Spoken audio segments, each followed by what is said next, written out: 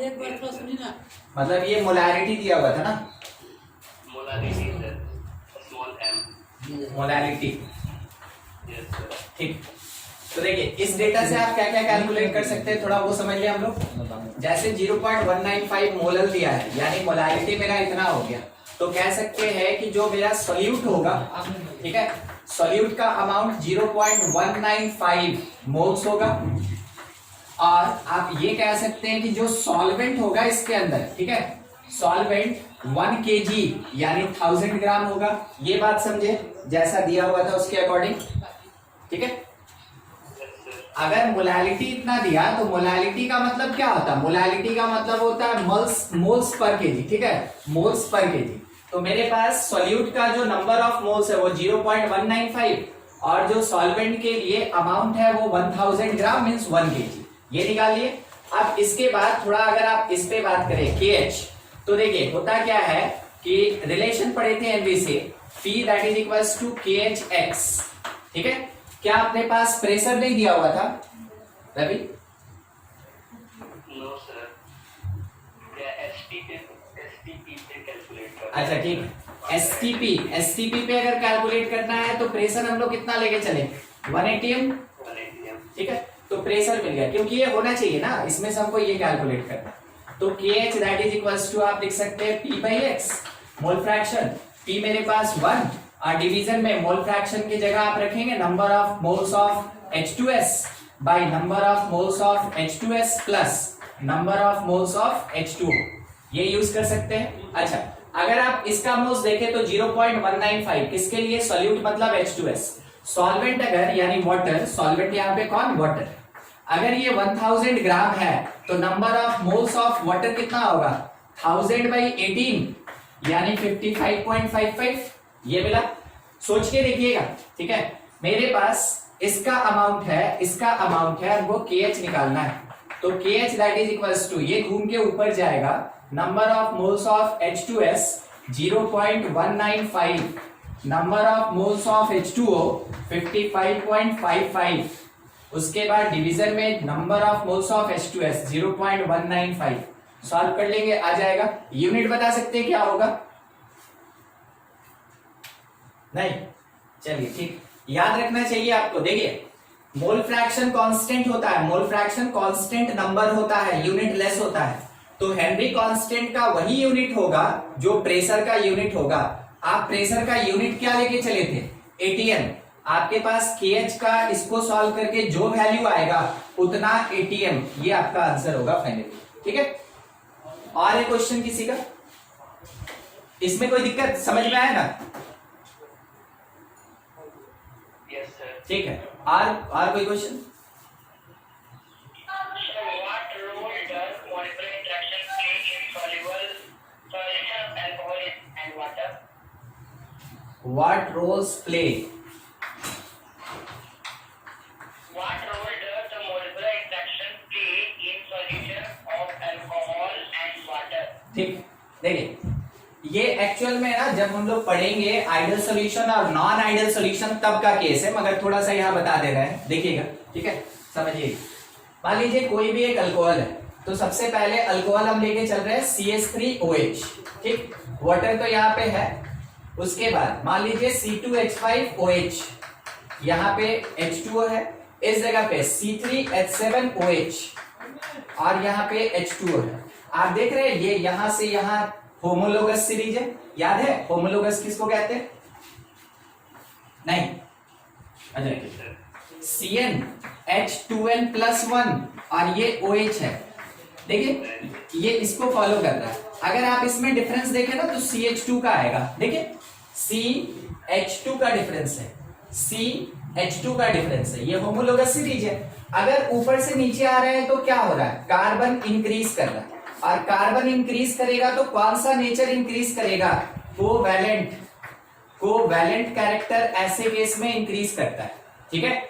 जब कभी भी नंबर ऑफ कार्बन इंक्रीज करेगा तो उसका कोवैलेंट कैरेक्टर यानी नॉन पोलर कैरेक्टर क्या होगा, इंक्रीज करता जाएगा, ठीक।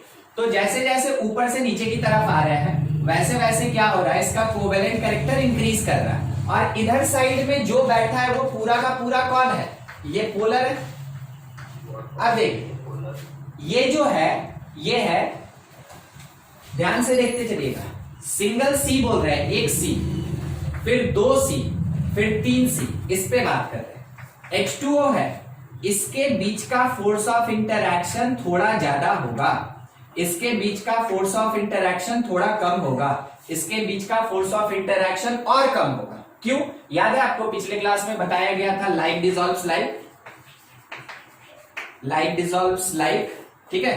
तो अगर हम लोग देखें, अगर इसका पोलर कैरेक्टर ज्यादा है और ये तो पोलर है ही, तो ऑब्वियस सी बात है इसके बीच का फोर्स ऑफ इंटरएक्शन ज्यादा होगा, वैसे केस में सॉल्युबिलिटी ज्यादा होगा।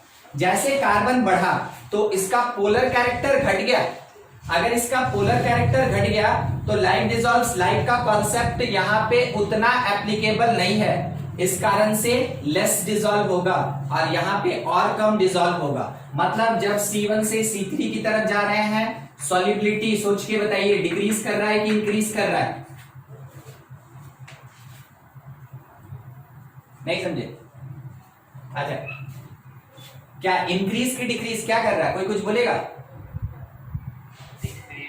डिक्रीज करेगा, सॉल्युबिलिटी धीरे धीरे क्या होगा? डिक्रीज करेगा। क्यों? क्योंकि लेफ्ट से राइट की तरफ जब हम जा रहे हैं वैसे वैसे कोवैलेंट कैरेक्टर इंक्रीज कर रहा है, कोवैलेंट कैरेक्टर इंक्रीज कर रहा है और यहां पे बैठा है पोलर, इस कारण से क्या होगा? सॉल्युबिलिटी डिक्रीज करेगा। ठीक है, एक ये हो गया जो कि हम सॉल्युबिलिटी के कॉन्सेप्ट पे बता दिए। दूसरा एक और कॉन्सेप्ट हम आपको बोले ना कि जो आइडल और नॉन आइडल सॉल्यूशन होता है, पॉजिटिव और नेगेटिव डेविएशन होता है, उसके कॉन्सेप्ट पे भी ये क्वेश्चन डिफाइंड होता है। मगर क्योंकि आपके क्वेश्चन में लिखा नहीं है कि on basis of Raoult's law या on basis of ideal solution, इसलिए हम आपको जनरल सॉल्युबिलिटी के कैरेक्टर बस एक ही चीज लाइक डिसॉल्व्स लाइक इसके बेसिस पे डिफाइन करके दे दी। समझे मिलन? Yes sir. हाँ ठीक है, और किसी का कोई डाउट? चलो ठीक नहीं है।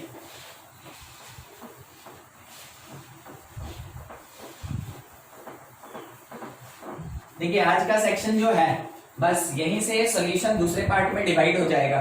ठीक है, सॉल्यूशन का एक पार्ट कंसंट्रेशन जो सॉल्युबिलिटी वगैरह पढ़ते आए हम लोग अभी तक जितना भी पार्ट वो था, और दूसरा आज से vapour pressure, vapour pressure and Raoult's law, and Raoult's law. ठीक है, मतलब सॉल्यूशन का मीनिंग हो गया, आप ये समझ लीजिए अगर कंसंट्रेशन का क्वेश्चन नहीं है तो ऑब्वियस सी बात है उसमें राउल्स लॉ लगेगा, उसपे वेपर प्रेशर होगा। ठीक है, एकदम ध्यान में रखिएगा किस किस चीज पे बात होगा, थोड़ा ध्यान देते चलेंगे, छोटा छोटा पॉइंट, उसके बाद राउल्स लॉ पे आते हैं। पहला कि जो वेपर प्रेशर होता है ये क्या है? ठीक है, वेपर प्रेशर तो आप ये कह सकते हैं it is pressure, it is pressure exerted by vapor of volatile liquid on its surface, it is pressure exerted by vapor of volatile liquid on its surface, ठीक है, at constant temperature, कंडीशन देखते चलिएगा। ठीक है, and in equilibrium stage, ठीक है। तो देखिए काम का चीज कौन कौन सा है, थोड़ा उस पर ध्यान दिया। ठीक है, कि प्रेशर कौन एग्जर्ट कर रहा है, तो प्रेशर वो वेपर एग्जर्ट कर रहा है जो वोलेटाइल लिक्विड का है। ठीक है, किसके ऊपर कर रहा है, तो सरफेस पे कर रहा है। किसके सरफेस पे, वोलेटाइल लिक्विड के सरफेस पे। टेम्परेचर कैसा होना चाहिए, कांस्टेंट। स्टेट कैसा होना चाहिए, इक्विलिब्रियम स्टेज। ठीक है, ये है की पॉइंट्स जो आपको क्वेश्चन बनवाएगा। अब इसमें आप समझे कि ये बोला क्या। मान लीजिए जैसे कोई एक कंटेनर, और कंटेनर मेरा क्लोज, ठीक है, इस कंटेनर में हम यहां लिक्विड रखें, वोलेटाइल लिक्विड है जो वोलेटाइल लिक्विड होता है वो धीरे धीरे कन्वर्ट होता है किसमें, वेपर में। जो वोलेटाइल है वो धीरे धीरे कन्वर्ट होता है वेपर में। आप जैसे सुने होंगे ना कि एक जगह पे पानी गिरा हुआ था थोड़ा सा, दूसरे दिन गए तो देखे वो पानी उड़ गया। जनरल लैंग्वेज में यही बात बोलते हैं, वो पानी उड़ गया। तो एक्चुअल में हुआ क्या, वो स्टार्टिंग में H2O और H2O के बीच में फोर्स ऑफ इंटरैक्शन ज्यादा था, तो ये लिक्विड स्टेज में था। धीरे धीरे क्या हुआ कि एटमॉस्फेयर का एनर्जी, ठीक है, एटमॉस्फेयर का एनर्जी ये एब्जॉर्ब करता गया और ये बॉन्ड वीक होता गया, टूट गया तो ये वेपर बन गया, ये वेपर बन गया और उसके बाद ये क्या हुआ, उड़ गया। ठीक है, और उसी चीज को हम लोग क्या कहते हैं, that is called the volatility of liquid. ठीक है, इसी प्रोसेस को वोलेटिलिटी कहते हैं और यही कहलाता है इवेपोरेशन। ठीक है, तो हुआ क्या, हम लिक्विड लेके चले थे, ये वोलेटाइल था, धीरे धीरे कांस्टेंट टेम्परेचर पे ये क्या किया, इवेपोरेट होना स्टार्ट हुआ। कहने का मतलब अपना वेपर्स क्रिएट कर रहा है। तो वेपर्स क्रिएट करेगा तो यहाँ पे वेपर, इसका गैसियस फॉर्म में वेपर प्रेजेंट होगा। ठीक है, अब क्या हुआ ना कि थोड़ी देर तक हम कोई टेम्परेचर नहीं, टेम्परेचर मेरा कैसा है, कांस्टेंट, ध्यान रखिएगा, टेम्परेचर मेरा कांस्टेंट, ये धीरे धीरे ऊपर गया।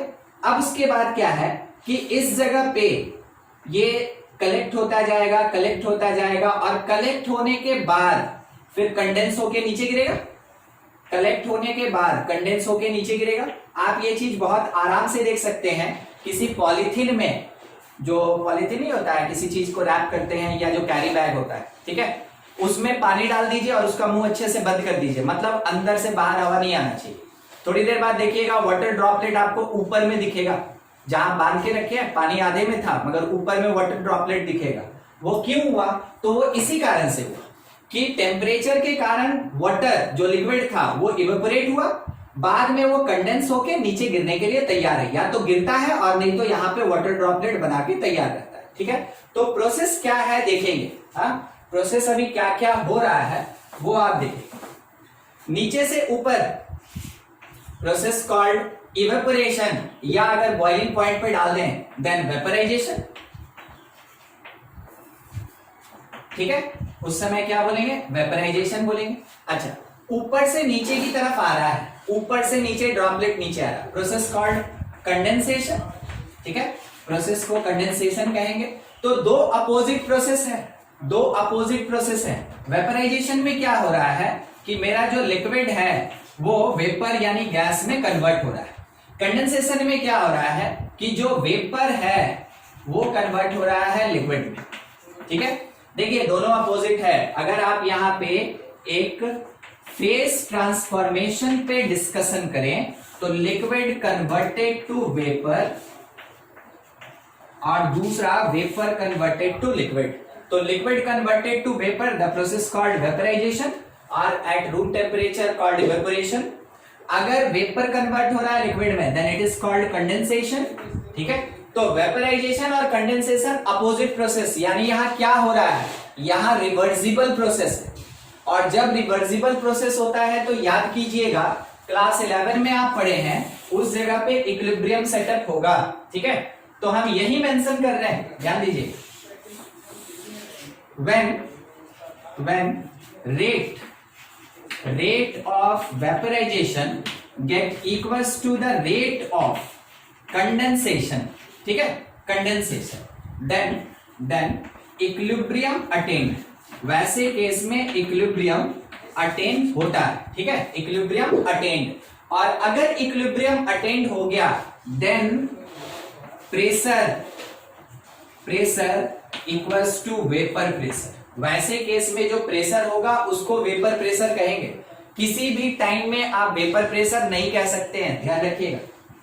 जब इक्विलिब्रियम अटेन्ड होगा किसके बीच, तो वेपराइजेशन और कंडेंसेशन के बीच।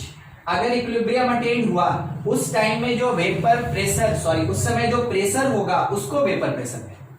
तो प्रेशर किसको कहते हैं, देखिए मान लीजिए ये लिक्विड का सरफेस है, ठीक है, और इस पे ये जो लिक्विड का गैसियस फॉर्म में वेपर पार्टिकल है, ये आके यहां पे ऐसे प्रेशर एक्सर्ट करता है। तो किस पे कौन प्रेशर एक्सर्ट कर रहा है, लिक्विड के सरफेस पे लिक्विड का वेपर प्रेशर एक्सर्ट कर रहा है, कौन से स्टेज में, इक्विलिब्रियम स्टेज में, तब जाके उस प्रेशर को हम वेपर प्रेशर कहते हैं। ठीक है, समझ गया? वेपर प्रेशर क्या होगा? टेम्परेचर कांस्टेंट होना चाहिए, प्रोसेस इक्विलिब्रियम में होना चाहिए, तो जाके जितना प्रेशर एक्सर्ट होगा that is called the vapour pressure. ठीक है, आगे का बात करते हैं। राउल्स लॉ क्या कहता है? तो उससे पहले एक और बात आप सुन लें। वेपर, जो वेपर प्रेशर होता है, वेपर प्रेशर आप कह सकते हैं डायरेक्टली डिपेंड्स ऑन टेम्परेचर। क्या मीनिंग हुआ? टेम्परेचर को बढ़ाएंगे तो वेपर प्रेशर बढ़ेगा। सोच के देखिए, हाँ कि ना? सोच के देखिए, मान लीजिए, हाँ एकदम ठीक, बढ़ेगा। मान लीजिए जैसे इसको टेम्परेचर T1 क्यों, हम इसको एक दे देते हैं ना 50 डिग्री सेंटीग्रेड पे रखें, ठीक है, और इसको ऐसे हम मान लीजिए ना कि 80 डिग्री सेंटीग्रेड पे रखें और उतना ही लिक्विड दोनों में लेके चले। एरिया और ये सब एकदम फिक्स है, ठीक है, दोनों का कांस्टेंट है, लिक्विड भी सेम है। तो 50 पे मान लीजिए जैसे यहाँ पे 1 2 3 4 5 6 इतना, तो 80 पे क्या 6 ही बनेगा? 6 ही पार्टिकल प्रेजेंट, नहीं ज्यादा हो, ठीक है, मान लेते हैं 7 8 9 10 बन गए। अब अगर इसमें वेपर और इसमें वेपर देखें तो ज्यादा वेपर कौन से स्टेज में? यहाँ पे मोर वेपर। और अगर वेपर ज्यादा हो गया तो एक्सर्ट करने के लिए जो पार्टिकल है उसका क्वांटिटी बढ़ गया। अगर प्रेशर एक्सर्ट करने वाले पार्टिकल का क्वांटिटी बढ़ेगा तो ऑब्वियस सी बात है, आप कह सकते हैं कि उसका वेपर प्रेशर भी बढ़ेगा। More vapour means more vapour pressure, ठीक है। वैसे केस में ज्यादा वेपर प्रेशर भी होगा। तो वेपर प्रेशर डायरेक्टली डिपेंड करेगा टेम्परेचर पे। अगला बात, ठीक है, अगला देखिए, अभी आपको बताएं वोलाटिलिटी। देखिए क्या होता है वोलाटिलिटी। देखिए मान ले रहे हैं आप अगर बोलना चाहें तो it is a property to change liquid into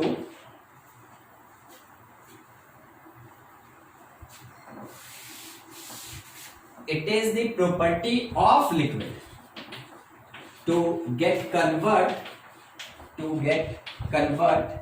into gas या वेपर, आप ये कह सकते हैं, ठीक है, ये कहलाया वोलेटिलिटी।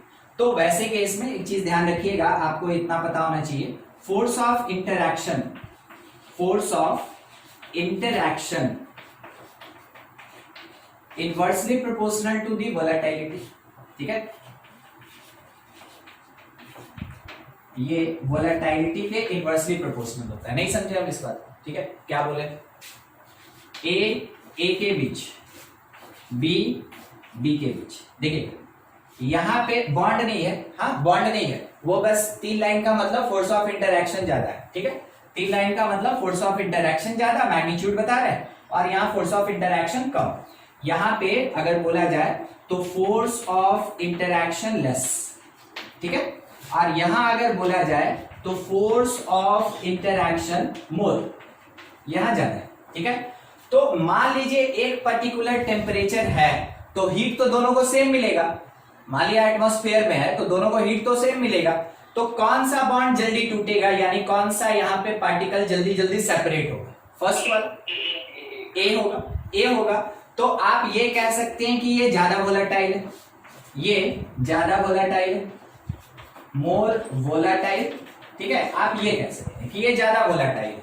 तो ऑब्वियस सी बात है इसके कंपैरिजन में बी लेस वोलेटाइल हो गया। तो हम क्या देखें? हम देखें जिसका फोर्स ऑफ इंटरैक्शन कम है वो ज्यादा वोलेटाइल होता है। तो आप कह सकते हैं फोर्स ऑफ इंटरैक्शन के साथ वोलेटिलिटी कैसे रिलेटेड? इनवर्सली रिलेटेड होता है। ये सब फैक्टर्स है जो कि वेपर प्रेशर पे इफेक्ट डालता है, ठीक है। तो फोर्स ऑफ इंटरैक्शन का एक छोटा सा रिलेशन यहां लिख लिया जाए। फोर्स ऑफ इंटरैक्शन का वोलेटिलिटी के साथ कैसा रिलेशन? सॉरी, वोलेटिलिटी नहीं, वेपर प्रेशर से पूछना चाह रहे हैं, बोलिए। इनवर्सली, ठीक है। फोर्स ऑफ इंटरैक्शन अगर ज्यादा होगा तो वेपर प्रेशर कम होगा, फोर्स ऑफ इंटरैक्शन कम होगा, ज्यादा से ज्यादा वेपर मिलेगा, ज्यादा वेपर प्रेशर होगा। तो आप ये कह सकते हैं कि ये इनवर्सली प्रोपोर्शनल होता है, ठीक है। ये हो गया डिपेंडेंसी कि वेपर प्रेशर पे कौन कौन डिपेंड करता है, या वेपर प्रेशर कौन कौन से फैक्टर्स पे डिपेंड करता है, ठीक है। नोट करें आप इसको, कुछ दिक्कत है तो पूछ लें। चलिए आगे देखें अब थोड़ा राउल्स लॉ। देखिए क्या ये कहते हैं राउल्स लॉ, इनका स्टेटमेंट क्या है। सबसे पहला चीज ध्यान रखिएगा, राउल्स लॉ एप्लीकेबल होता है दो पार्ट पे। तो पहले हम थोड़ा डिस्कस कर लें किसके लिए बोल रहे हैं, फॉर टू वोलाटाइल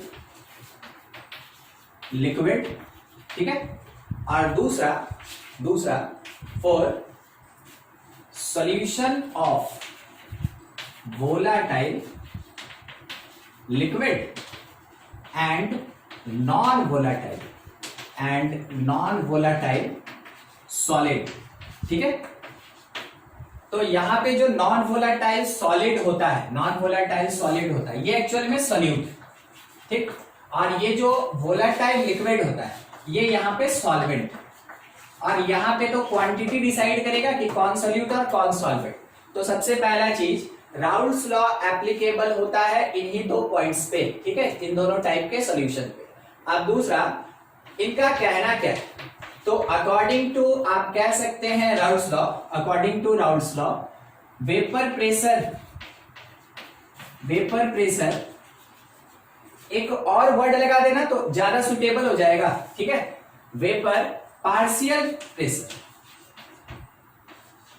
या पार्शियल वेपर प्रेशर एक ही चीज, ठीक है ना। ये इसलिए लगा दिए ताकि इंडिविजुअल को दिखा सके, जो एक पर्टिकुलर लिक्विड डाले हैं उसके प्रेशर का बात हो रहा, उसके वेपर प्रेशर का बात हो रहा, कॉल्ड वेपर पार्शियल प्रेशर या पार्शियल वेपर प्रेशर, ठीक है। इन दोनों में से कोई भी वर्ड को यूज कर सकते हैं आप, या आपके पास लिखा रह सकता है पार्शियल वेपर प्रेशर या सिंपल वेपर प्रेशर, ठीक है। तो according to Raoult's law partial vapour pressure directly depends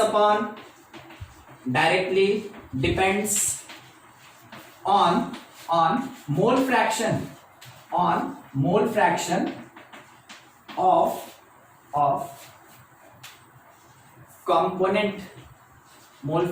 of component in solution।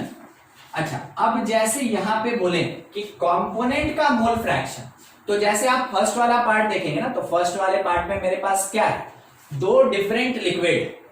तो एक पर्टिकुलर लिक्विड का जो पार्शियल वेपर प्रेशर होगा वो उसके मोल फ्रैक्शन पे डिपेंड करेगा, दूसरा वोलेटाइल लिक्विड होगा उसका जो पार्शियल वेपर प्रेशर होगा वो उसके मोल फ्रैक्शन पे डिपेंड करेगा। बस यही चीज बोला गया। इतने लंबे लाइन का एक छोटा सा डिस्क्रिप्शन क्या हो सकता है कि pressure that will be directly proportional to the mole fraction, ठीक है। तो मान लीजिए सब्सटेंस ए है, कंपोनेंट ए है, तो कंपोनेंट ए का पार्शियल प्रेशर ए के मोल फ्रैक्शन के प्रोपोर्शनल होगा, कंपोनेंट बी का पार्शियल प्रेशर उसके मोल फ्रैक्शन के प्रोपोर्शनल होगा। तो फिर यहां पे पूरा का पूरा इक्वेशन क्या होगा, ये तो रिलेशन दे दिया, इक्वेशन क्या बनेगा, तो इक्वेशन यहां देखिए क्या बनता है, दैट इज इक्वल्स टू, यहां यूज करते हैं हम लोग P not into mole fraction of A. इसी चीज को अगर आप देखें तो लिख सकते हैं B, that is P not B into mole fraction of B, ठीक। अगर आप इस चीज को देख रहे हैं तो आपको एक चीज और याद आएगा पिछले क्लास का हेनरी लॉ, मगर जब आप यहां पहुंचेंगे तो आप बोलेंगे ना ये हेनरी लॉ नहीं है। किसके कारण, जो यहां प्रोपोर्शनैलिटी का कांस्टेंट यूज हुआ उसके कारण आप आइडेंटिफाई कर सकते हैं कि ये राउल्स लॉ का स्टेटमेंट है और ये राउल्स लॉ का स्टेटमेंट है। और इससे पहले हम लोग देखे थे यहाँ KH हुआ करता था, वो किसका स्टेटमेंट था, वो हेनरी लॉ का स्टेटमेंट था। आपको ऐसे ही आइडेंटिफाई करना होता है। देखते चलिए PA क्या है, ठीक है। तो आप कह सकते हैं ये partial vapour pressure of component ए है। XA क्या है, it is the mole fraction mole fraction of component ए है, तो फिर ये पी नॉट ए क्या है, पी नॉट ए, ठीक है। आप कह सकते हैं ये इसका स्टैंडर्ड वेपर प्रेशर है, किसका, ए का। मीनिंग नहीं समझे, इसका और इसका क्या मतलब हो गया, ठीक है। देखिए, या इसको आप ऐसे भी कह सकते हैं प्योर वेपर प्रेशर ऑफ ए, ठीक। इसका मीनिंग क्या हुआ थोड़ा सा समझिएगा।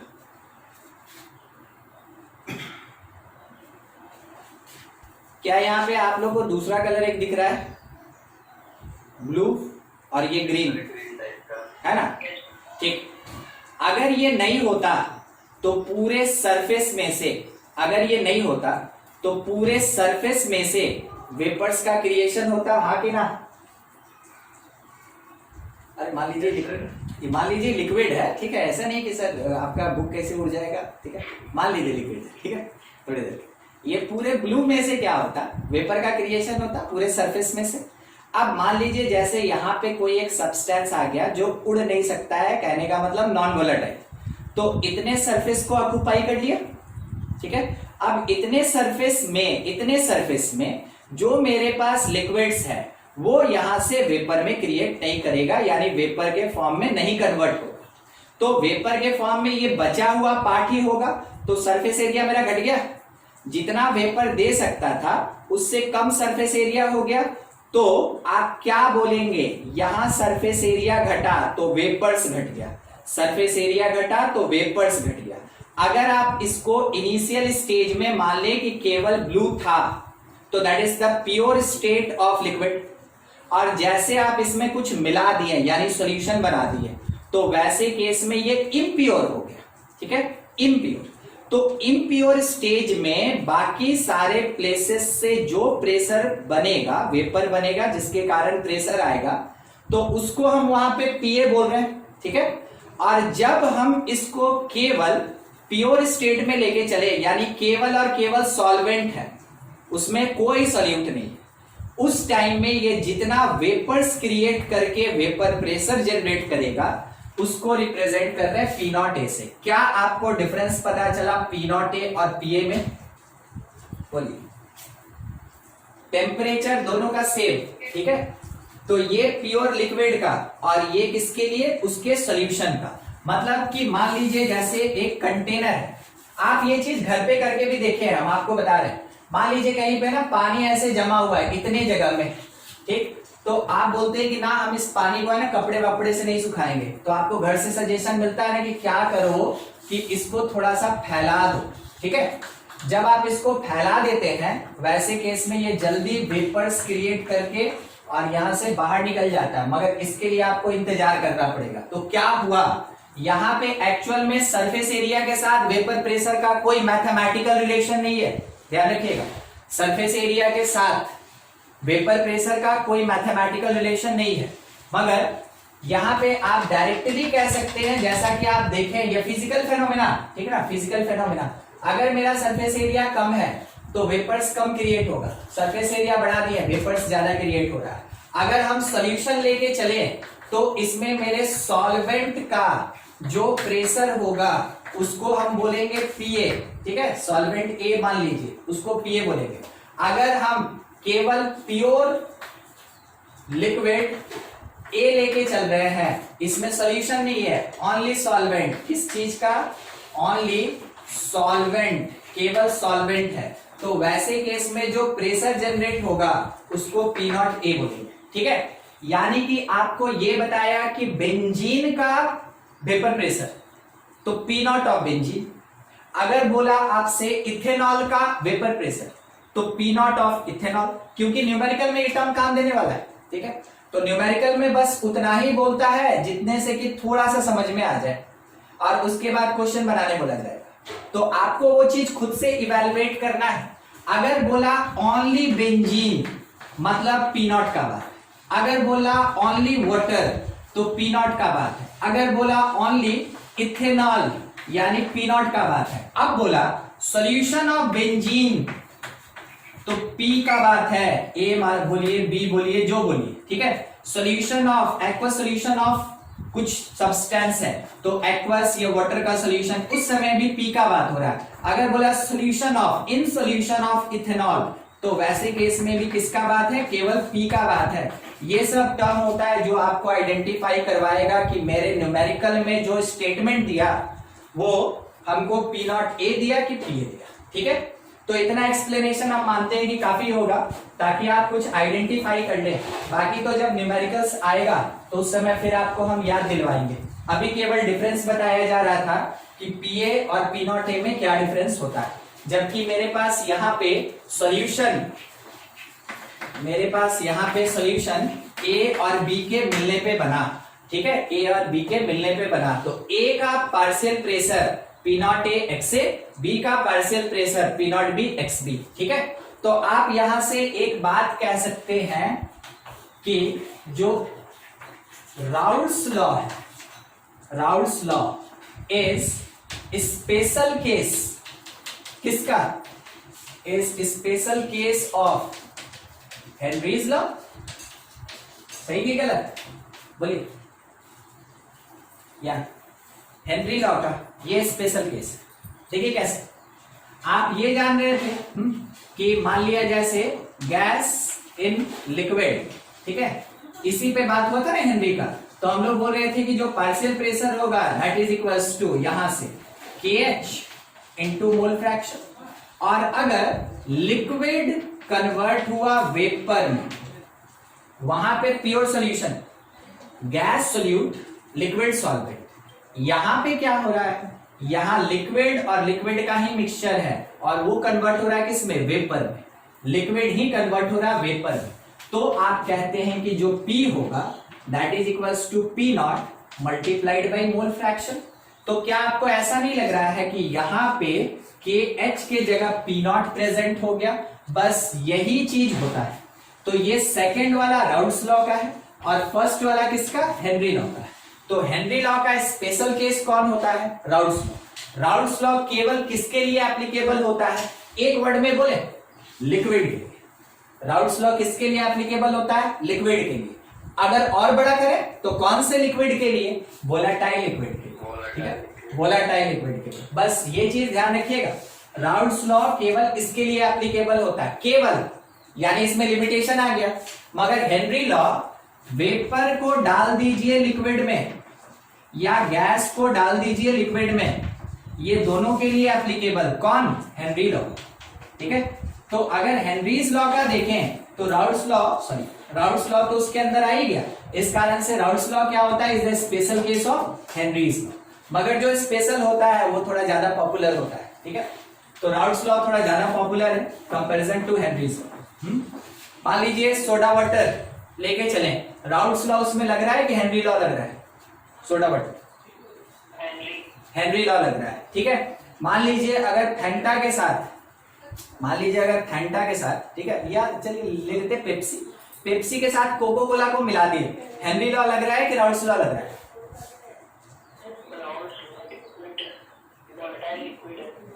हाँ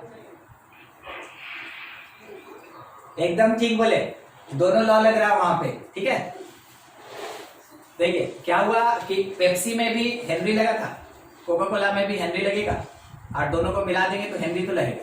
ठीक है, और उसमें से अब सवाल ये उठ गया कि वहां पे सॉल्वेंट कौन, अरे सॉल्वेंट वहां दोनों में वाटर ही है, दोनों आइडेंटिकल है, वो तो कंपनी बदल गया ना, है तो सोडा वाटर। ठीक है तो सोडा वाटर ना, तो इस कारण से वहां पे वैसा कुछ नहीं। चलिए दूसरा एक और, मान लीजिए वाटर के अंदर अगर CH3OH को डाल दिए और हमको ये पता है कि इसके अंदर O2 पहले से प्रेजेंट है, इस सॉल्यूशन में क्या लगेगा,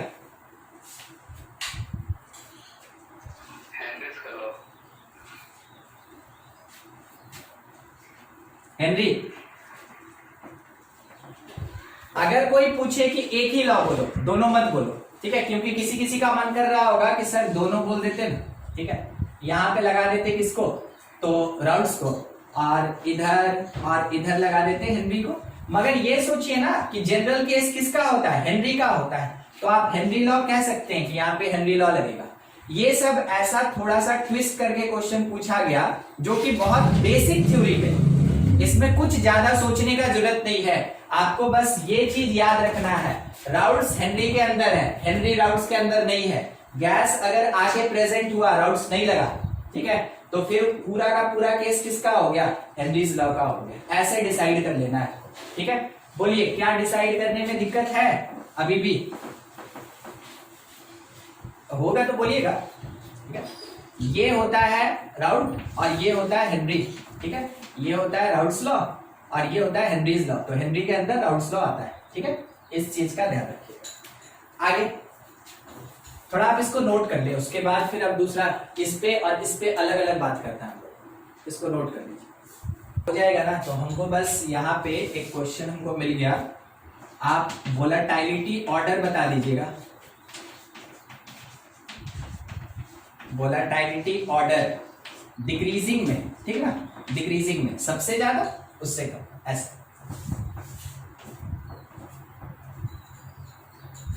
इधर वेपर प्रेशर है और इधर टेम्परेचर है, ठीक। ग्राफ ऐसे गया, फिर एक इस तरीके से, एक ऐसा, एक और ऐसा।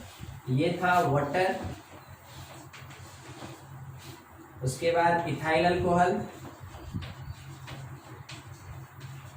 उसके बाद थर्ड वाला एसीटोन है, एसीटोन है, और फोर्थ वाला डाईइथाइल ईथर है, डाईइथाइल ईथर है, ठीक है। तो आप क्या कीजिएगा ना कि बस इसको ऐसे रखिए ना, 1 2 3 4, ठीक है, नाम लिखा हुआ है। हम लोग को यहाँ पे वोलेटिलिटी ऑर्डर चाहिए, वो भी डिक्रीजिंग, सबसे ज्यादा वाला पहले और कम वाला बाद में।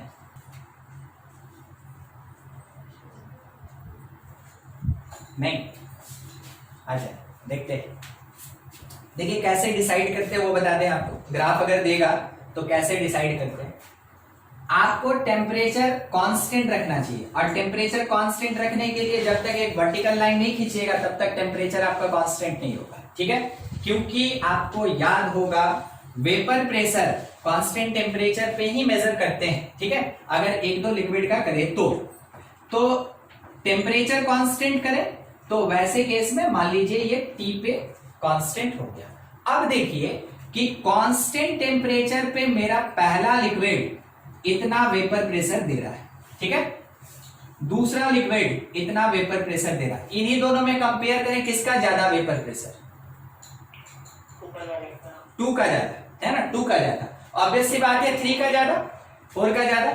सबसे ज्यादा किसका वेपर प्रेशर इस पर्टिकुलर टेम्परेचर T पे, 4 का। अब डिक्रीजिंग चले, 3 2 1, ठीक है। ऐसे ग्राफ में डिसीजन लिया जाता है। जब तक एक फैक्टर को कांस्टेंट नहीं कीजिएगा तब तक आप एनालाइज नहीं कर सकते, ठीक है। अगर हम इसी में मान लीजिए कहीं पॉसिबल हो पाता, जैसे कि इस ग्राफ को हम ऐसे बढ़ाते हैं, ऐसे बढ़ाते हैं, ऐसे बढ़ाते हैं, ठीक है। तो इधर बना रहे हैं थोड़ा, ऐसे गया, ये ऐसे गया, ये फिर ऐसे गया, ये ऐसे गया। अगर हम चाहते हैं ना तो क्या करते हैं कि प्रेशर को कांस्टेंट कर लेते हैं, मगर वोलेटिलिटी है इसलिए हम टेम्परेचर को कांस्टेंट किए। हो सकता है किसी क्वेश्चन में आपको यहाँ पे ये वाला जो है ना y, इसको आपको कांस्टेंट करना हो तो हमेशा हॉरिजॉन्टल लाइन खींचिए, उसके बाद देखिए 1 2 3 4 पॉइंट मिला, इसका इधर खींचिए, इधर खींचिए, इधर खींचिए, इधर खींचिए, ठीक है। और आप क्या बोलेंगे कि मान लीजिए जैसे ये 4 था, ये 3 था, ये 2 था, ये 1 था, तो अगर आप वेपर प्रेशर कांस्टेंट कर दिए तो आप क्या कहेंगे कि 4 का टेम्परेचर सबसे कम, यानी कि कम टेम्परेचर पे ज्यादा प्रेशर दिया मतलब ज्यादा वोलेटाइल। घुमा के बात हुआ, ये स्ट्रेट फॉरवर्ड था और ये घुमा के बाद बोला जा रहा है, दोनों समझ में आना चाहिए। हम क्या बोले, वेपर प्रेशर सबका कांस्टेंट कर दिए तो क्या करते हैं, हमेशा एक हॉरिजॉन्टल लाइन खींच देंगे, ठीक है। अब पता चला कि 4 का टेम्परेचर कम है, ऑब्वियस सी बात है लेफ्ट से राइट जाएंगे तो टेम्परेचर तो बढ़ेगा ना, तो 4 का टेम्परेचर कम है, 3 का टेम्परेचर उससे ज्यादा है, 2 का टेम्परेचर उससे ज्यादा है, 1 का टेम्परेचर उससे ज्यादा है। तो कौन ज्यादा टेम्परेचर पे उतना ही वेपर क्रिएट कर रहा है, 1 नंबर, तो ऑब्वियस सी बात है वो क्या होगा, लेस वोलेटाइल होगा, ठीक है। तो आप इस तरीके से भी बोल सकते हैं, दोनों में से दोनों चीज समझ में आना चाहिए कि कैसे बनाते हैं, ग्राफ के बेसिस पे डिसीजन कैसे लिया जाता है, ठीक। चलिए हो गया, कहीं दिक्कत तो पूछा जाए, नंबर पे बात करते हैं, ठीक है। एप्लीकेशन राउल्ट्स लॉ किसके लिए, फॉर टू वोलेटाइल लिक्विड, इसके लिए, ठीक है। जरूरी नहीं है 2 ही होगा, 3 4 भी हो सकता है। इसके कहने का मतलब है ना मल्टीपल वोलेटाइल लिक्विड्स के सॉल्यूशन के लिए, ठीक है। 2 3 4 कुछ भी होगा, मगर सब वोलेटाइल होना चाहिए। तो मान लीजिए जैसे कि सॉल्यूशन जब बना तो सॉल्यूशन मेरा ए बी 2 लिक्विड के मिलने पे बना, ए भी एक लिक्विड और बी भी एक लिक्विड, ठीक है। अब अमाउंट डिसाइड करेगा कि कौन सोल्यूट कौन सॉल्वेंट, हमको वैसा कुछ जरूरी काम नहीं है सोल्यूट सॉल्वेंट से, ठीक, बस दोनों लिक्विड होना चाहिए। अब इसी में मान लीजिए सोचने के लिए दे रहे हैं, एक कंटेनर में ए को डाले, ठीक है, ये ए है, और उसी में बी को भी डाले, दोनों लिक्विड है, ठीक है, और ऐसा नहीं कि अलग अलग है, दोनों मिला हुआ है, दोनों मिक्सचर है, सॉल्यूशन है ऐसा। तो ऑब्वियस सी बात है ए का यहाँ पे कुछ पार्टिकल्स प्रेजेंट होगा वेपर फॉर्म में, और बी का भी कुछ पार्टिकल्स प्रेजेंट होगा, बी को क्रॉस से दिखा रहे हैं, ठीक है, बी का भी कुछ पार्टिकल्स प्रेजेंट होगा ऐसे। अब क्या हुआ कि यहाँ के प्रेशर का अगर मेजरमेंट करना है तो हम बोलेंगे कि pressure due to A and B both, दोनों के कारण प्रेशर है। मेरा कहना सही है कि गलत, यह वाला स्टेप, ठीक है, सही है। अरे इसको आप ऐसे समझे ना कि मान ले रहे हैं जैसे कि 2 लिक्विड है मेरे पास, ठीक ना, ये 2 लिक्विड पार्टिकल, और ये आके ऐसे प्रेशर एग्जर्ट किया, तो प्रेशर ड्यू टू ए भी हुआ और प्रेशर ड्यू टू बी भी हुआ, ठीक है। तो ए और बी दोनों मिलके प्रेशर एग्जर्ट कर रहा है इस सरफेस के ऊपर, तो पूरा वेपर प्रेशर जो होगा वो ड्यू टू ए और बी दोनों होगा, ठीक है, क्योंकि दोनों गलत है। तो हम बोलेंगे जो टोटल प्रेशर ऑफ सोल्यूशन है, that will be due to A as well as due to B. Simple linearly add करेंगे। अब सेंस ये बनता है कि पी ए ऑलरेडी हम लोग देख चुके हैं अकॉर्डिंग टू राउल्ट्स लॉ, ये P not A into X A के बराबर, पी बी ये P not B into X B के बराबर होगा, ये मिला कोरिलेशन, ठीक है, किसके लिए, for solution of 2 volatile liquid. अब थोड़ा इसमें चेंज करते हैं, देखते चलिएगा, ठीक है, किसका क्या मीनिंग है वो तो हम पहले ही बता चुके हैं, तो यहां लिख नहीं रहे, ठीक है। मान लीजिए अगर सॉल्यूशन ओनली कंटेन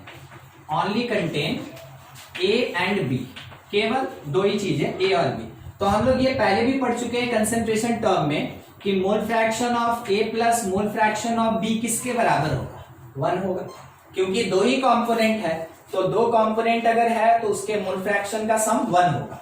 तो यहां से आप कह सकते हैं कि एक का मोल फ्रैक्शन जो है वो 1 माइनस दूसरे का मोल फ्रैक्शन होगा। बस यही चीज उठा के हम यहाँ पुट करना चाहते हैं, किसके जगह पे, एक्स बी के जगह पे। देखिए क्या रिलेशन मिलेगा आपको, थोड़ा पता चलेगा उससे। यहां से तब pressure of solution that is equals to P not A, X A रह गया, प्लस पी नॉट बी, और एक्स बी के जगह 1 माइनस एक्स ए आया, ये यहां से, ठीक। आप इसको सॉल्व कर लें तो मिला P S that is equals to P not B, थोड़ा अलग से लिख लें हम, पी नॉट बी एक मिनट, हम इसको अलग से लिखना है ना, तो यहां लिखते हैं पी नॉट बी। अब देखिए ये बचा और इससे ये मल्टीप्लाई होके या ये बचेगा, तो एक्स ए कॉमन ले लें। अगर हम एक्स ए कॉमन ले लें तो अंदर क्या बचा, P not A minus P not B, देखते चलिएगा मैथमेटिकल रिलेशन है, और इसके साथ मोल फ्रैक्शन ऑफ ए। बोलिए समझ में आया ये चीज, ऊपर के अरेंजमेंट, ऊपर वाले लाइन का अरेंजमेंट, और कुछ नहीं। मगर शायद आपको दिख गया होगा y that is equals to mx plus C, आगे ना देखा, लीनियर रिलेशन, यहां लीनियर रिलेशन किसके बीच में, y और x के बीच में, यहां लीनियर रिलेशन किसके बीच में, पार्शियल प्रेशर और साथ ही साथ क्या, मोल फ्रैक्शन। तो आप कह सकते हैं कि पूरे सॉल्यूशन का जो प्रेशर होगा वो डायरेक्टली या लिनियरली डिपेंड कर रहा है मोल फ्रैक्शन ऑफ सिंगल कंपोनेंट पे। दोनों कंपोनेंट पे जरूरी नहीं है कि डिपेंड करेगा, एक पे भी डिपेंड कर सकता है, ठीक है, एक पे भी डिपेंड कर सकता है। तो ये लीनियर रिलेशन मिला तो आप ये मेंशन कर सकते हैं कि it is like y equals to mx plus c, यानी स्ट्रेट लाइन, स्ट्रेट लाइन। और वैसे केस में अगर आप चाहें तो इसका ग्राफ बनाएं, और ग्राफ कैसा बनेगा, तो लीनियर बनेगा। तो PS इधर साइड में सोल्यूशन, ठीक है, मोल फ्रैक्शन ऑफ A इधर साइड में मोल फ्रैक्शन ऑफ A, यहां पे एक क्वांटिटी आपको P0B मिलेगा, और उसके बाद डिपेंड कर रहा है कि ये पॉजिटिव होगा कि नेगेटिव होगा, उसके अकॉर्डिंग या तो ग्राफ आपका ऐसे ऊपर जाएगा और नहीं तो नीचे आएगा। तो अगर हम बाय द वे इसको ऊपर भेज दिए, मान लीजिए इसको अगर हम ऊपर भेज दिए, तो इसका मतलब क्या हुआ ना, that is slope, slope positive. और यहां आप देख रहे हैं स्लोप किसके बराबर है, यहां आप एक चीज देख रहे हैं कि P0A minus P0B is the slope, और वो मेरा पॉजिटिव है, इज द स्लोप, वो पॉजिटिव है। अब देखिए एक और रिलेशन आएगा, थोड़ा देखते चलिएगा। अगर P0A माइनस P0B पॉजिटिव, तो हम इसको ऐसे लिखें, P0A minus P0B greater than equal to 0, ऐसे, ठीक है, क्योंकि पॉजिटिव है। अगर हम प्योर पॉजिटिव का बात करें, इक्वालिटी हटा दें, इसको उधर भेज दिए, P0A ग्रेटर देन P0B, ठीक। इससे आपको क्या पता चला, बोलिए, किसी को कुछ पता चला तो बोलिए। प्रेशर ऑफ A ज्यादा है। Pressure in pure state of A is greater than pressure of B in pure state. एकदम सही। वोलेटिलिटी में क्या बोलिएगा, कौन ज्यादा वोलेटाइल, Sir, volatility A का ज्यादा होगा B से। एकदम ठीक, ये उसी जगह काम करेगा। A is more volatile, A is more volatile than B, A जो है वो B से ज्यादा वोलेटाइल है, ठीक है। अगर हम ऐसा लेके चलें, ऐसा ग्राफ, तो हो सकता है ना मेरे क्वेश्चन में पहले से पता हो कि A B से ज्यादा वोलेटाइल है, तो ऑब्वियस सी बात है मेरे ग्राफ का जो स्लोप होगा वो कैसा होगा, पॉजिटिव होगा। छोटा सा डिस्कशन और इसी से रिलेटेड दूसरे केस पे भी बात कर ले। मान लीजिए जैसे कि ये तो P0B होगा, यहां हम लिखे नहीं थे, ये वाला पॉइंट जो है ना, ये जो यहां से यहां तक है, वो कौन होगा, P0B होगा, या आप इसी पॉइंट को P0B कह सकते हैं, ये तो ऑरिजिन है, ये फिर से P0B ही है, P0B ही है। मगर इस बार क्या हुआ ना कि मेरा ग्राफ ऐसे नीचे गया, ऊपर जाएगा या नीचे जाएगा, जाएगा स्ट्रेट लाइन बन के, ठीक है। तो इधर साइड में वेरिएशन किस चीज का है, प्रेशर ऑफ सॉल्यूशन, इधर वेरिएशन किस चीज का है, मोल फ्रैक्शन ऑफ सब्सटेंस A। अगर ये ग्राफ नीचे की तरफ गया तो आप कह सकते हैं इसका जो स्लोप होगा वो नेगेटिव होगा, और स्लोप अगर नेगेटिव मिल गया तो वैसे केस में आप कह सकते हैं P0A minus P0B negative, P0A minus P0B negative, यानी लेस देन 0। तो बोलिए कौन वोलेटाइल ज्यादा और कौन कम, B मोर वोलेटाइल होगा यहाँ पे, है ना, तो B more volatile, B more volatile than A, ठीक। C है नहीं कि हम कंपेयर करें, चलिए ठीक। तो ग्राफ का नेचर आपको समझ में आ गया, कब ये ऊपर जाएगा कब नीचे जाएगा। ये सिंगल सा स्ट्रेट लाइन, सिंगल सा स्ट्रेट लाइन आपको ये बताता है कि जब भी दो वोलेटाइल लिक्विड, 2 3 4 कितना भी वोलेटाइल लिक्विड मिलाया जाएगा, तो जो प्रेशर ऑफ सॉल्यूशन है वो एक अकेले सब्सटेंस के मोल फ्रैक्शन के साथ डायरेक्टली डिपेंड करता है या रिलेटेड होता है, ठीक है। बस वही बात है, नोट कीजिए, कुछ डाउट है तो पूछिए। फिर मिला के ग्राफ बनाया जाएगा, अभी 3 ग्राफ बनेगा अभी।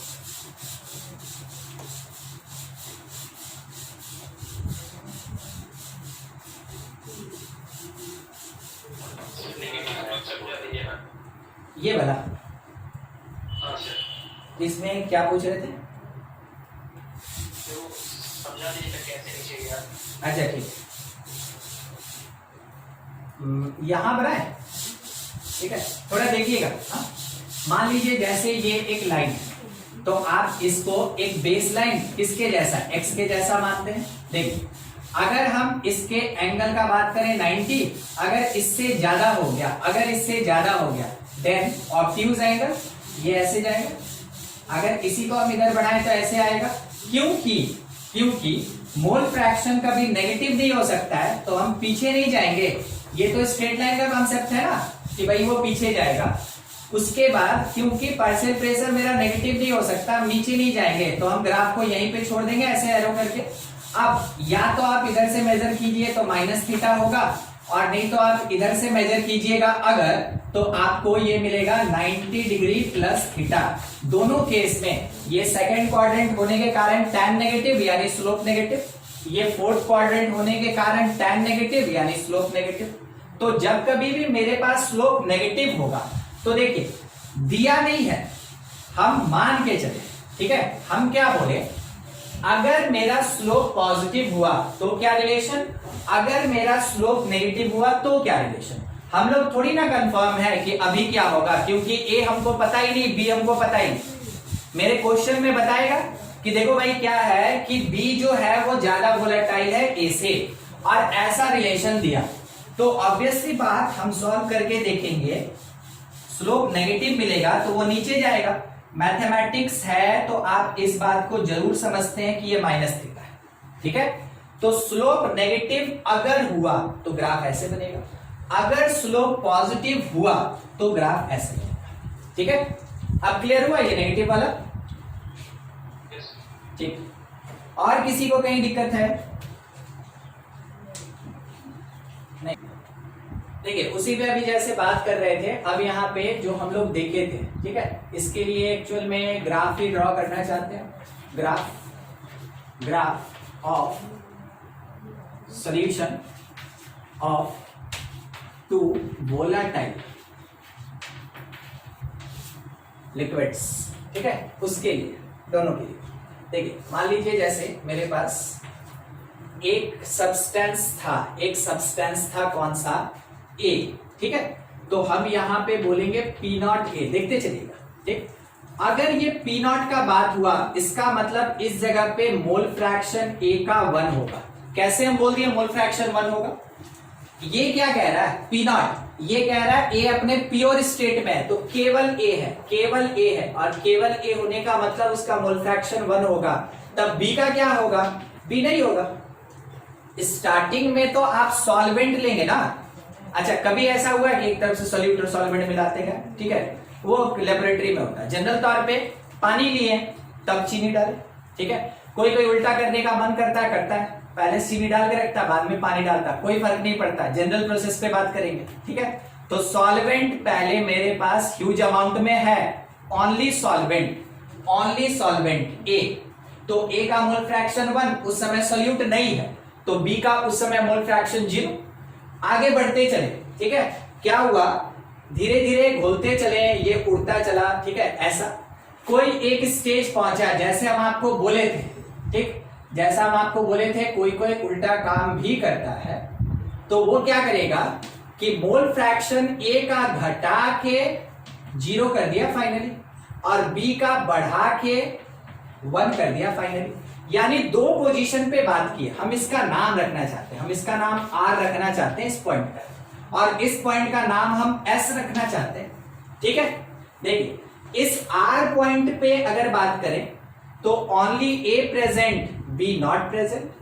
जब हम S पॉइंट का बात करेंगे तो ओनली B प्रेजेंट, A नहीं प्रेजेंट, ठीक है। दो पॉइंट, ये पॉइंट और ये पॉइंट। अब क्या हुआ कि केवल B है, तो ऑब्वियस सी बात है पार्शियल प्रेशर केवल बी के कारण होगा, that is P not B, यानी पी नॉट बी। अब थोड़ा सोच के बताइएगा, ए का प्रेशर घटेगा कि बढ़ेगा? सोचने का प्लेस दे दें, अब सोच के बताइए। घटेगा। ए का मोल फ्रैक्शन, ए का अमाउंट 1 से घटते घटते 0 हुआ। आप ये देख चुके थे कि जो भी ए का पार्शियल प्रेशर होगा डायरेक्टली डिपेंड्स अपॉन इट्स मोल फ्रैक्शन। तो मोल फ्रैक्शन अगर ए का घट रहा है तो ऑब्वियस सी बात है इसका पार्शियल प्रेशर भी घटेगा। अगर ये 0 तो ये भी 0, क्योंकि हम लोग तो ये जानते हैं ना कि P A is equals to P not A into X A लिखेंगे। तो अगर मोल फ्रैक्शन 0 तो पार्शियल प्रेशर भी कितना होगा 0। देखिए क्या हो रहा है, ये ऐसे घट के 0 आएगा। किसी को दिक्कत नहीं ना कि सर स्ट्रेट लाइन क्यों बना दी है, वो पहले ही बता चुके हम, ठीक है, इसलिए स्ट्रेट लाइन बनाए। अच्छा, अब बी के बारे में सोचिए, बी का अमाउंट बढ़ रहा है कि घट रहा है, आर से एस जाने पे बढ़ रहा है कि घट रहा है, बढ़ रहा है। अगर बढ़ रहा है तो जो पी बी होगा ये डिपेंड करता है मोल फ्रैक्शन ऑफ बी पे। तो ये एक्स बी बढ़ा, 0 से 1 हुआ, ऑब्वियस सी बात है बढ़ा। अगर ये बढ़ा तो वैसे केस में इसका प्रेशर भी बढ़ेगा, यानी कि ये 0 से बढ़ के अपने टॉप पे जाएगा, ठीक, ये ऐसे बढ़ रहा है। हाँ, हो गया। फाइनली देख के बताइए, ए ज्यादा वोलेटाइल कि बी ज्यादा वोलेटाइल? हाँ, हाइट देखेंगे ना पता चल जाएगा। देखिए पी नॉट ए कम है और पी नॉट बी ज्यादा है। अभी तो बात किए थे कि अगर पी नॉट ए कम हो गया, पी नॉट बी ज्यादा हो गया तो बी इज मोर वोलेटाइल। तो बी मेरा कैसा होगा, ज्यादा volatile, B is more volatile. यही सब हम पॉइंट में लिखवाते हैं आपको, मगर यहीं पे छोटा छोटा लिखते चल रहे हैं, ठीक है, समझा समझा के। तो मेरा ग्राफ बी अगर ज्यादा वोलेटाइल हो गया तो मेरा ग्राफ ऐसे जाएगा, चला गया, ठीक है। अब सोच के इसको लिखें P S is equal to P A plus P B, ठीक है, क्योंकि ये प्रेशर ऑफ सोल्यूशन है, ये पार्शियल प्रेशर ऑफ सोल्यूशन, ये सोल्यूशन है, ठीक है। तो ये वाला लाइन क्या बता रहा है, ये केवल बी को बता रहा है, तो बी को बता रहा है, इसका मतलब क्या लिखे हम, इसको लिखे ना P B is equal to P not B X B into है। अच्छा, तो इसको क्या लिखे, इसको लिखेंगे हम लोग P A that is equal to P not A into mole fraction of A. तो ए घट रहा है, बी बढ़ रहा है, ठीक है, ए कम वोलेटाइल, बी ज्यादा वोलेटाइल, और pressure of solution that is equal to the sum of A and B, ठीक है। ये बनके तैयार हो गया ग्राफ, इसके लिए दो वोलेटाइल लिक्विड सॉल्यूशन के लिए, ठीक है, अकॉर्डिंग टू राउट्स। इसमें कुछ भी डाउट पूछना है, कुछ क्रॉस क्वेश्चन करना है, कर लीजिए। नहीं ना, चलिए ठीक है, ये हो गया।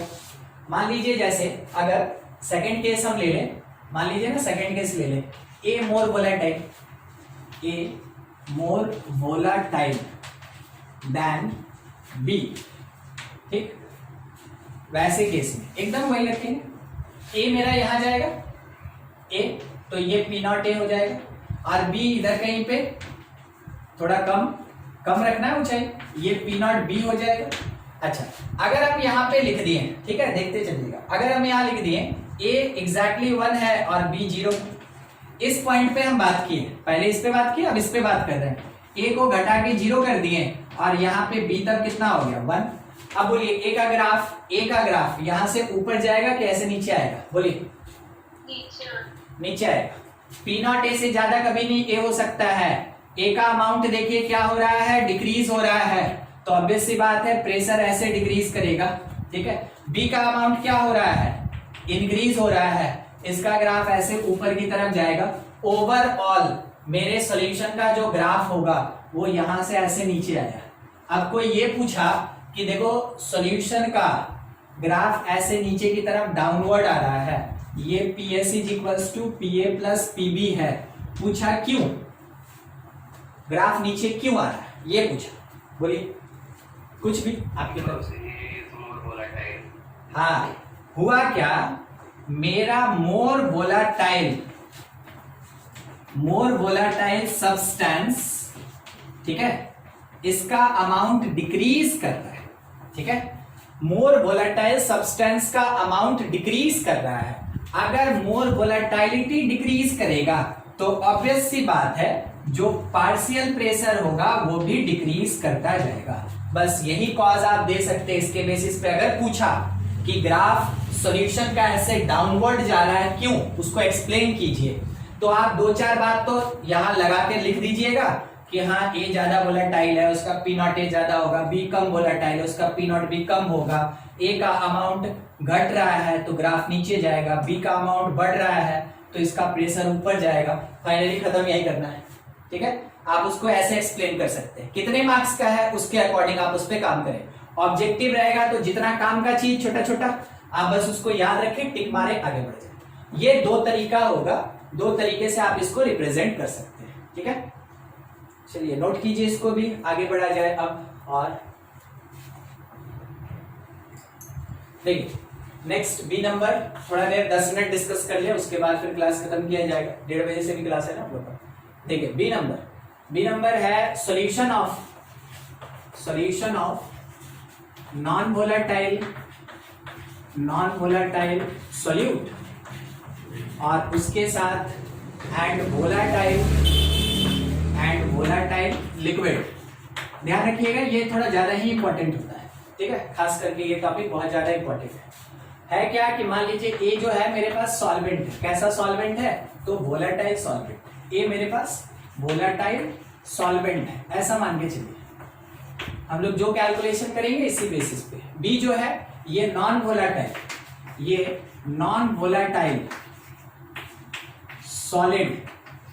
सॉल्यूट, ठीक है, कोई जरूरी नहीं है सॉलिड भी, ठीक है, बस नॉन वोलेटाइल सॉल्यूट है, ऐसा है। तो हम लोग ये कह सकते हैं कि जो मेरे पास सॉल्यूशन होगा PS that is equals to due to A plus B, जैसा हम लोग सीखे। अब उसी के अकॉर्डिंग अगर हम लोग काम करें तो हमको ये पता कि PA जो होगा that is P not A into mole fraction of A होगा। जो हम लोग सीखे हैं PB that is equals to P not B into mole fraction of B होगा। मगर हम एक वर्ड देखें नॉन वोलेटाइल, हम एक वर्ड कौन सा देखें, नॉन वोलेटाइल। तो नॉन वोलेटाइल का मतलब है कि ये तो गैस बनाएगा ही नहीं, ये वेपर बनाएगा ही नहीं। अगर ये वेपर नहीं बनाएगा B, अगर वेपर नहीं बनाएगा P नॉट B 0 होगा, ठीक है। आप मेंशन कर दें here P not B that is equals to 0। क्यों?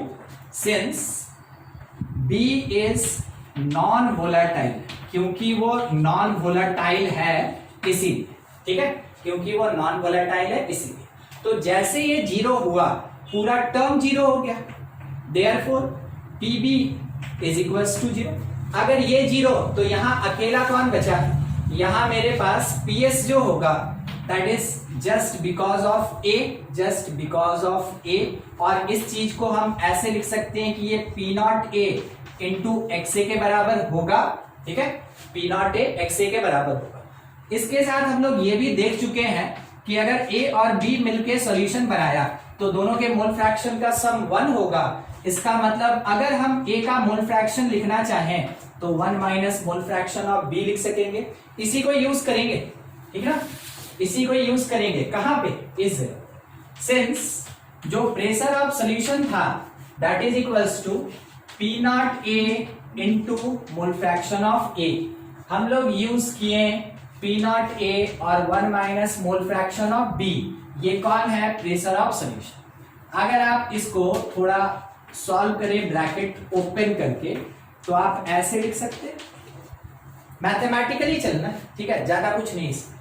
अब इसको हम लेके आ रहे हैं लेफ्ट और इसको ले जा रहे हैं राइट, तो लिखें क्या, P not A XB that is equals to P not A और इसमें माइनस हो गया कौन, प्रेशर ऑफ सॉल्यूशन। उसके बाद ये नीचे चला गया क्योंकि प्रेशर को एक तरफ रखते हैं, यानी mole fraction of B that is equals to P not A minus PS division में P नॉट A। आप हमेशा ध्यान में रखेंगे कि कौन सॉल्यूट कौन solvent, B is non volatile solute, ठीक है, A कौन, वोलेटाइल सॉल्वेंट, ठीक है। उसके साथ अब जो मेरे पास टर्म आया, न्यूमरेटर का केवल बात कर रहे हैं, P not A minus PS called lowering in vapour pressure, ठीक। अब P not A minus PS by P not A का बात करेंगे, देख रहे हैं क्या हुआ, डिवीजन में एक P नॉट A है और ज्यादा कोई डिफरेंस नहीं। इसको बोलेंगे relative lowering in vapour pressure, ठीक है, ये वेपर प्रेशर का रिलेटिव लोअरिंग है। तो रिलेटिव वर्ड जो आएगा वो इस P बाई Q के कारण आएगा, यानी न्यूमरेटर डिनोमिनेटर दोनों होगा। केवल लोअरिंग का बात आएगा तो केवल न्यूमरेटर अडॉप्ट कर लेना, उसी को लोअरिंग कहते हैं इन वेपर प्रेशर। हुआ क्या, हुआ ये कि आप एक कंटेनर रखे थे, आप उस कंटेनर में लिक्विड रखे थे, कौन सा, वोलेटाइल लिक्विड, वोलेटाइल सॉल्वेंट। तो ये अपना वेपर बना रहा था, हर जगह से ये अपना वेपर बना रहा था, ठीक है। और जैसे आप इसमें क्या किए कि नॉन वोलेटाइल सॉलिड सोल्यूट मिला दिए, तो मान लीजिए जैसे यहां पे वो आके जम गया, यहां आके जम गया, यहां आके जम गया, क्योंकि वो तो नॉन वोलेटाइल है, तो ऑब्वियस सी बात है वो गैस में कन्वर्ट होगा नहीं, तो वो वैसे ही बैठा रहेगा। अगर यहां बैठ गया तो यहां से बनने वाला वेपर हट जाएगा, यहां से बनने वाला वेपर हट जाएगा। तो देखिए वेपर का अमाउंट प्योर स्टेट से कम हो गया, वेपर का अमाउंट प्योर स्टेट से कम हो गया, कम हो गया, उसी को बोल रहे हैं लोअरिंग। तो किसके रिस्पेक्ट में कम हुआ, अपने प्योर स्टेट से कम हुआ, प्योर स्टेट से कम हुआ, उसको बोले हम लोग रिलेटिव लोअरिंग, ठीक है। तो ये होता है relative lowering in vapour pressure, और ये एक टाइप का कॉलिगेटिव प्रॉपर्टी हो, इसलिए हम बोले थे कि ये वाला कॉन्सेप्ट बहुत ज्यादा इंपॉर्टेंट होता है, ठीक है। इसका ग्राफ आप वैसे नहीं बना सकते हैं क्योंकि ये non volatile solid solute contain कर रहा है। तो अगर आप ग्राफ बनाने का कोशिश भी किए तो देखिए क्या होगा, अगर आप ए को ऐसे बढ़ा दें ना, सॉल्वेंट लेके चले, ये बस ऐसे डिक्रीज करता जाएगा, ए तो होगा ही नहीं, उसके कारण तो प्रेशर होगा ही नहीं। इसलिए पहले केस में जो ग्राफ बनाए थे वो ग्राफ यहां नहीं बना सकते हैं, यहां क्योंकि अकेला एक टर्म रिस्पॉन्सिबल है पूरा का पूरा प्रेशर एक्सर्ट करने के लिए, तो इसमें वैसा ग्राफ नहीं बनेगा, ठीक। और इसका ग्राफ उतना इंपॉर्टेंट भी नहीं है, आता ही नहीं, इंपॉर्टेंट क्या आता ही नहीं। नोट कीजिए, कुछ डाउट है तो पूछ लीजिए।